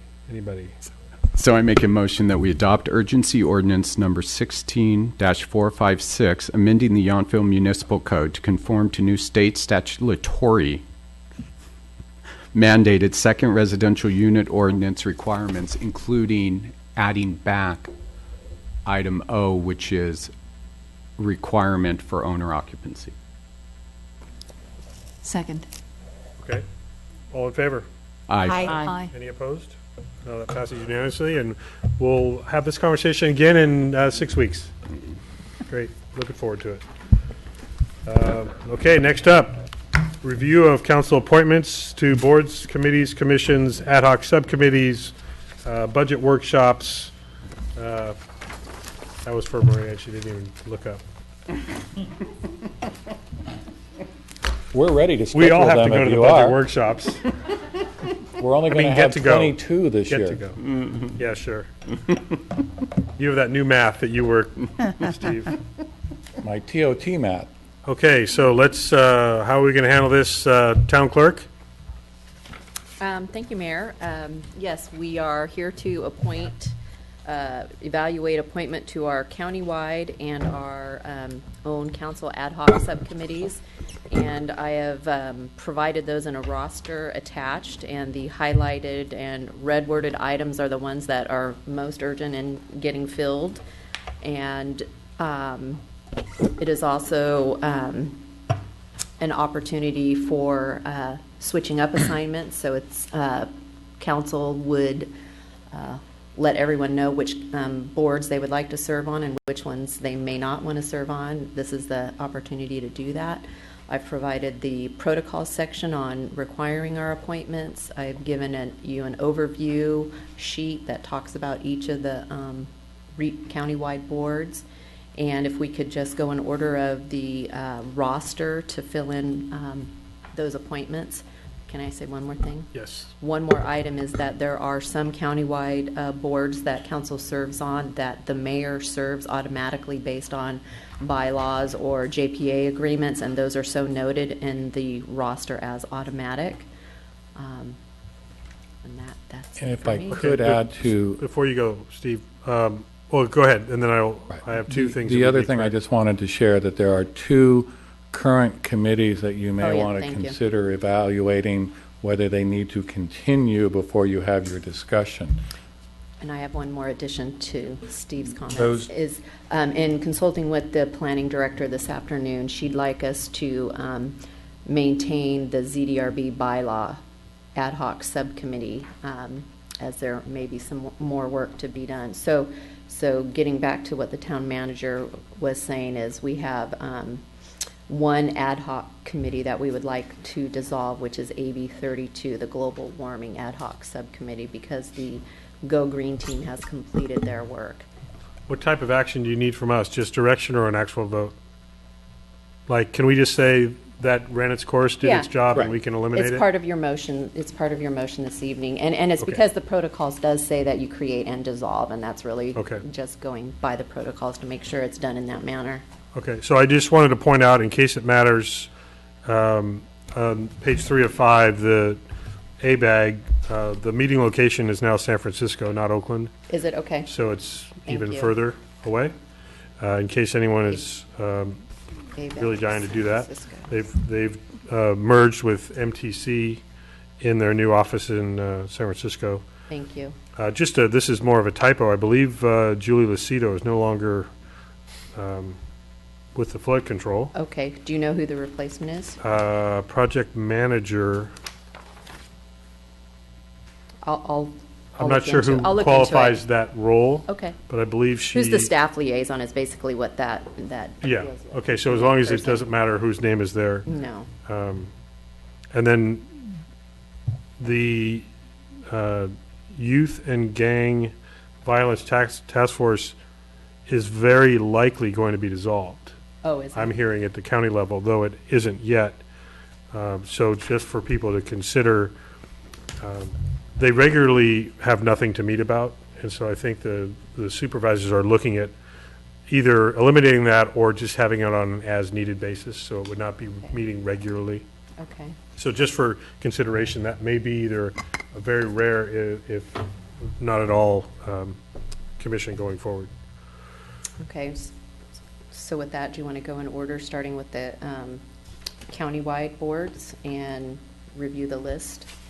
Sure. Starting with City Selection Committee. I think it's perfect. Okay. And then Napa County Flood Control is Mayor Dunbar and Vice Mayor Dornbecker. I'm happy to Perfect. stay. So it makes total sense for the two people to be, well, that's more about me as mayor, because the city selection committee always meets before flood, but, Yes. right, anyway, okay. We're moving right along. And then I'm loving this. We're at Councilmember Durham's pace right here. we're at NBTA. We have Mayor Dunbar as automatic, and then we have vacant one other member. And then the first alternate is Margie Moeller, and the second alternate is Jeffrey Durham. So we need one main member appointed. I would suggest that since Councilmember Moeller has been participating, that she become the other member there, but I'd suggest that Councilmember Dorman get an opportunity to serve on one of these I rescind countywide. my suggestion. I would be happy to do that. Any others interested in NVTA, or shall we go with that recommendation for Councilmember Dorman as the other primary, and It's perfect. so we'll leave the two alternates as stated? And then Please. moving on down to we can evaluate Upper Valley Waste Management. That's currently Councilmember Moeller and Councilmember Durham. May I just make a comment on that? The Upper Valley Waste? Yes. Yes. I don't want to steal Councilmember Moeller's thunder, but, you know, I love garbage too. So if you ever need a third alternate, you guys call me. Well, you know how I feel about that. I think I've made it clear throughout this voting. I'm more than happy to have you do that at this point. That's fine. I can still come. It's fine. No, I mean, and I'm, like I say, I'm not trying to intrude. I just want y'all to know I No, do I've- have an abiding interest in that. Just to be clear, I've learned a ton in the short amount of time I've been on there, so I'm more than happy to have you be the alternative, and I can still attend. Thank you. It's fine. Okay, That's there you great. go. Councilmember Moeller, is that all right with you? Yep, absolutely. Okay, then moving on to the Watershed Information Center. We have Councilmember or Vice Mayor Dornbecker as the member, and the alternate is vacant. And we have not had an alternate before. I think that No, happened. Richard Hall was, Oh, was he the okay, yeah. just before he Okay, he thank moved you, out. that's right. But it is a very interesting committee. Very good. I'll do it. Okay. You need a plaid shirt. Okay, and then moving I on. can be a lumberjack. That's fine. Next item is Gang and Youth Violence Commission, and maybe dissolved per the mayor, so. I do think that we should, if somebody is prepared to take that role, in case it is an ongoing as needed, we should at least have a representative. Okay. Just realizing whomever might take that it may be infrequent. And the supervisors have not acted on that. They've just been discussing it. Okay. We did some work on that on the grand jury, so I would be happy to step into that if you'd like. There we go. Okay. For most of these, there's usually not a second person that wants to step forward, so if somebody does, then we're going to... It's perfect. Okay. And the remaining regional are just your league appointments, and I'll come back at another council meeting for the ABAG appointments. I think that's in March or April when we make those for spring and fall General Assembly for attendance. It's usually the mayor and vice mayor. The next section is the council ad hoc subcommittees, and I believe I heard that council would dissolve AB 32 ad hoc subcommittee. Is that correct? Yes. Okay. We have our climate action plan. The next is OPEB ad hoc subcommittee. We have one vacant council member seat, and then Councilmember Moeller is serving on that currently. Which is fine. So do you want to become the primary? We need two. Well, we just need two. This is just the ad hoc I know, subcommittee. and then if there was somebody else. Oh, I see what you're saying. Yeah, this is just our council ad hoc subcommittees now. Two of us. So we need one more person. Okay. There we go. Jeff? That's perfect. Thank you. My partners have never shown up yet, so I've always. Come on. They probably won't again, so. This ad hoc does not meet often. Yeah. It's 1 to 2 times a year. The next one I have is the Zoto Amendment Ad Hoc Subcommittee. We have Mayor Dunbar on, and then vacant spot. Is that zoning design ordinances? I'll do that. Yeah, I heard it first. I'll do it. He I'll do agreed. it. I'll do it. He agreed. I'll do it. Okay. And Thank you. The next is the Historic Resources Ad Hoc Subcommittee, and currently Councilmember Moeller and Vice Mayor Dornbecker are serving on that group. And would you like to keep those the same or change? Fine with me. Continue. Same. Okay. ZDRB Bylaws Ad Hoc Committee, and we would like to maintain that. And currently the members are Councilmember Moeller and Durham. Would those remain the same?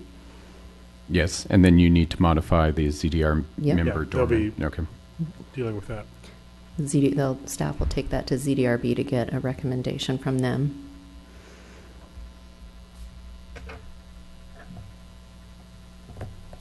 And then, so we're staying the same? Are you under the ZDR. sphere of influence, or ZDRB, we're staying the same? Okay, thank you. I didn't hear that. Yeah. And then we have the Sphere of Influence Ad Hoc Subcommittee, currently Mayor Dunbar and Councilmember Moeller. I'm happy to stay on that Yeah, I one. think we definitely need to. We're finally getting to the meat of it all. Okay. Yeah. Next is the Utility Rate Review Ad Hoc Subcommittee, and currently serving as Mayor Dunbar and Councilmember Moeller. I'd like to stay on that one. Yeah, how often have we met on that? Actually, you will It's coming be. up. I mean, Well, Yeah, we're I know we have to gonna, revisit there's it. a lot coming 5 up. years it's ago, not. maybe. I mean, there will be. That's fine. That's fine. Let's not even go into it, unless somebody wants to 22 take meetings. over. Yeah, okay. We'll stay as is with that.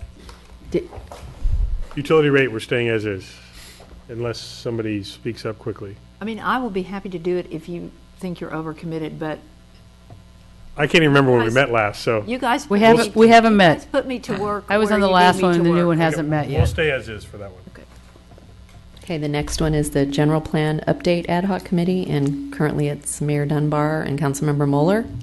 I'm fine. Can hardly wait to get going on that. Okay. We got going. We've signed contracts, anyway.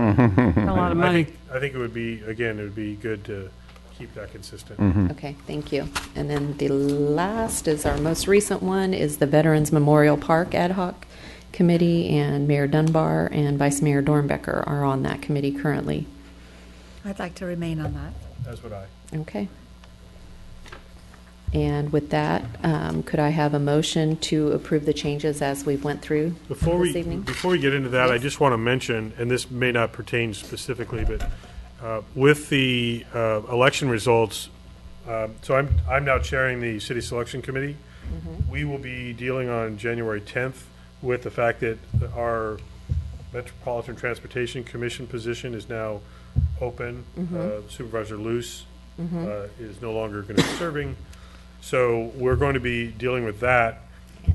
More importantly, the LAFCO, Napa LAFCO has lost council members Bennett and Pitts. Yeah.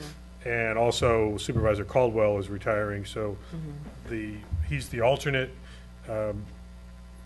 Greg Pitts was the vice chair, and he was the Up Valley representative. Okay. It is supposed to stay with St. Helena unless they choose not to find a new St. Helena representative. The protocol would then have it to go to Calistoga, and if they passed, it would come back to Yountville. So just keep in mind that in January 1, I, as the member of the City Selection Committee, will be hearing recommendations for new members. And if any of you...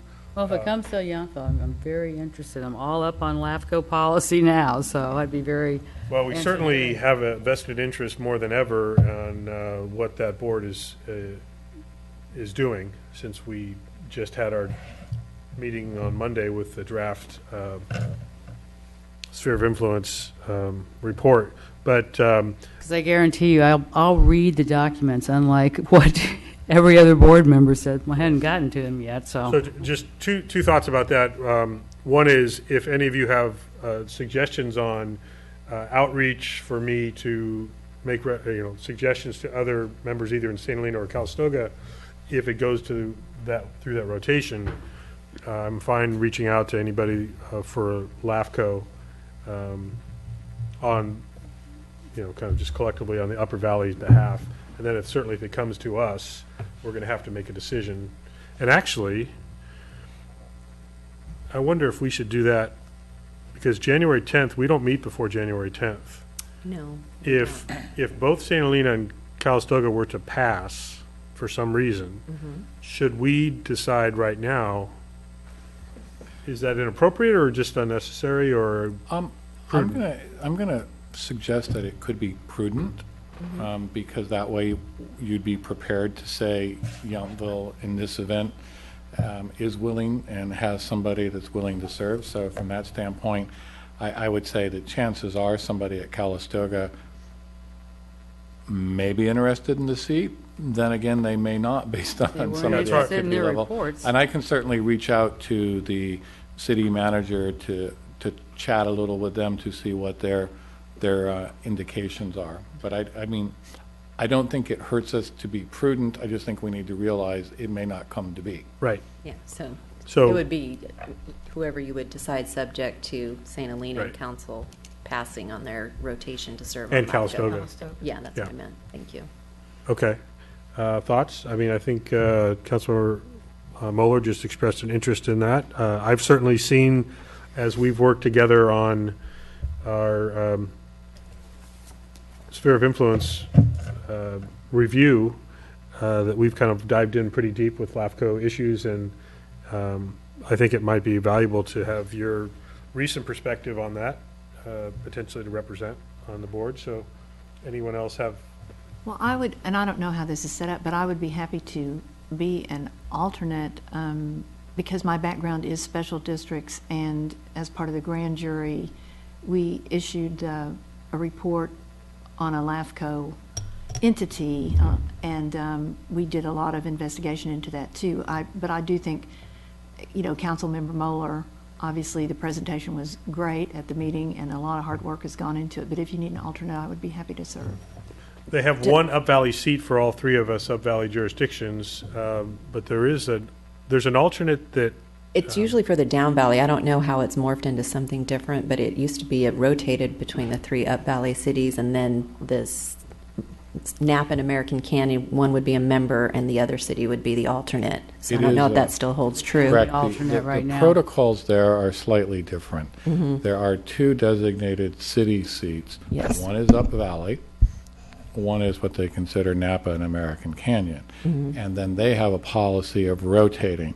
LAFCO also has a very interesting structure where the two alternates actually attend and dialogue, but do not vote in the meetings, which is just a little different. Wow. Yeah. But as four of you saw, that is how that process. there's a public alternate as well as the Yeah, an South at-large. City alternate. So that's But that how at-large would is it required that it's South? Current think it is. protocols are as it rotates between American Canyon and Napa. I And that believe has it was more in to the do with bylaws when I right. That has clerked more that to do group, with yeah.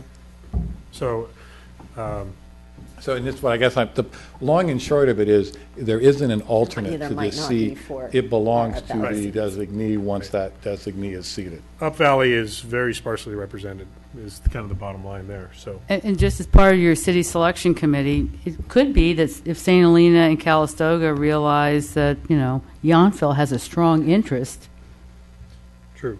they may. Well, that happened with Yes. LAFCO chair when then Vice Mayor Chilton took over when Up Valley didn't want to do that, and he got 2 terms as chair. It has happened, and that's why I say I will reach out to Calistoga, because what you look at, St. Helena has, and I'm going to be wrong when I say this, but I think there's about 4 months left on the term. May. And then it will transition to Calistoga. So And it's a if 4-year Calistoga term, has right? no interest, I mean, It's a knowing- 4-year by government code. It's Or let them know that we're interested. Yeah, Well, that's I'm fine. just saying I'll do that's- that. So I think what I'm hearing is that we're recommending Councilmember Moeller be our backup, ready to be called if the opportunity presents itself. Is that Absolutely. I think that's unanimous nods? So I'm glad that we brought that up so we can address that. So that's happening on November 10th, but I would hopefully know before the 10th if it's going to rotate to us. So I'll try to find out, or between the city managers and the mayors, we can have that dialogue as much as I can outside of public meetings. Okay. Okay, so next it would be a motion to dissolve the AB 32 Global Warming Ad Hoc Subcommittee and to make appointments as we went through to this evening. So moved. A second. All in favor? Aye. Perfect. Thank you all for that dialogue and shifting things around to give everybody an opportunity to go with what is of specific interest. Staff informational reports. We haven't heard from our Public Works all night. I hope you've got a staff informational report. There's got to be something at least on Yountville Crossroad, right? We Maybe? have. We actually have no good news on Yountville Okay, Crossroad. this moving evening. on. That's why we didn't listen to that finance. Do you have any better news? No, go ahead. I know. Go ahead, Joe. We did have plans to get work started on Yountville Crossroad. However, the weather again has come into the decision-making process, so we are delaying again until we get another clear window where the subcontractors and the contractor can get their crews assembled and get out onto site. In the meantime, the road is safe and it's in good enough condition that we didn't want to tear it up any more than it already is. Veterans Memorial Park is moving right along. We're happy to announce they're going to probably pour footings for the walls this week. Some stone was delivered for the landscape architect and the project manager to look at and approve. So we anticipate that park will be on schedule and has been continuing to work, weather permitting, which has been most of the days of the week. When it rains, they don't work, but outside of that, they do. So it's been good. So hopefully we'll get that park opened towards the middle or end of January. Any other reports? Samantha, I'm going to call on you this time. Are we? Does it appear that we have all the permitting necessary from Caltrans for our on-schedule start for the mural? We do. Yes. Excellent. So our encroachment permit was approved and received, and it is valid through May. So we have all the permitting necessary. Very good. Glad I asked. Seeing no other or hearing no other staff informational reports, council meetings and reports. Councilmember Mueller, were you grabbing that because you have one ready to go? I do. Upper Valley Waste Management, all those people interested in garbage. We met last Monday, and currently the contract at Clover Flat is due to expire in 8 years, and the board voted, it was a 4-1 vote to extend the contract an additional 22 years, so that contract will now go to 2047. I was the vote not agreeing to that. They did get a concession from the owner of $1 million that we do not have to pay, that was in the contract, for work that needs to be done at Clover Flats. But I had no way to evaluate that $1 million of concessions for a $57 million contract was appropriate without getting some opinions from a consultant. So that's what happened. Okay. Today at Napa County Flood Control and Water Conservation District, we received and approved the 2015-16 financial audit report, which was a clean audit, which was very good to hear. And also, speaking of weather conditions, we had a water supply update, and basically the state in general has improved in condition over a year ago. Some parts of Napa County are actually out of the drought status map. And then we got a fairly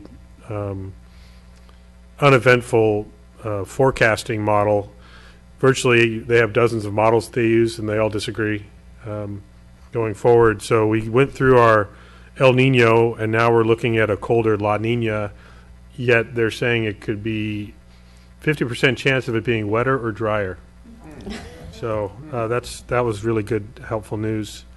But there is an expectation in the near extended forecast, sorry, Joe, extended intermittent rain.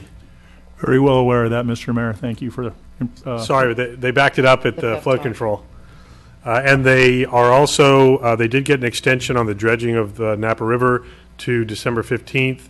If they do not finish by the 15th, then they are going to try to get an additional extension to come back in and finish that work in the future. But they made a lot of good progress everywhere except for where it's most needed, which is near the dock downtown by the riverfront, because they ran into significantly more difficult conditions there and had to bring in new equipment that can handle all the rocks and other things that they ran into there.